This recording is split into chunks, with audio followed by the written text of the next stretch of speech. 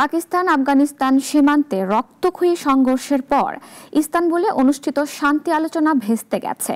তবে উভয় পক্ষই জানিয়েছে যুদ্ধবিরতির এখনও বহাল আছে। আফগান তালেবান বলছে পাকিস্তানের চাপিয়ে দেওয়া অযৌক্তিক শর্তই আলোচনার ব্যর্থতার মূল কারণ। দক্ষিণ এশিয়ার দুই প্রতিবেশী পাকিস্তান ও আফগানিস্তানের মধ্যে শান্তি প্রতিষ্ঠার আলোচনায় আবারও ব্যর্থতা।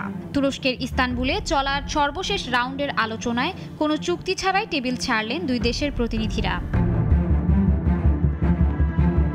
তবে যুদ্ধবিরতি এখনও কার্যকর আছে জানিয়েছেন আফগান তালেবানের মুখপাত্র জাবিউল্লাহ মুজাহিদ। তিনি বলেন, ইসলামাবাদ চেয়েছিল কাবুল পাকিস্তানের অভ্যন্তরীণ নিরাপত্তার দায়ভার নিক, কিন্তু এটি আফগানিস্তানের সক্ষমতার বাইরে।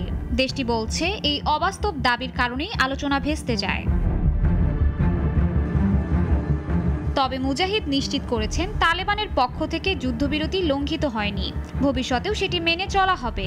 অন্যদিকে পাকিস্তানের প্রতিরক্ষা মন্ত্রী খাজা মোহাম্মদ আসিফও বলেছেন, আলোচনা ব্যর্থ হলেও সীমান্তে নতুন সংঘাত ঠেকাতে উভয় দেশই সতর্ক অবস্থায় আছে। বৃহস্পতিবার আলোচনার দিনই দুই দেশের সেনাদের মধ্যে কিছুক্ষণ গোলাগুলির ঘটনা ঘটে।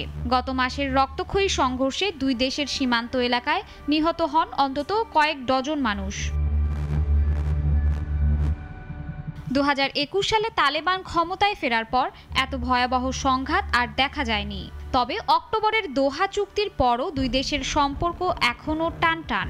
বিশেষ করে আফগান ভূখণ্ডে পাকিস্তান বিরোধী জঙ্গি গোষ্ঠীগুলোর উপস্থিতি এখনও দুই দেশের সম্পর্কে বড় বাধা।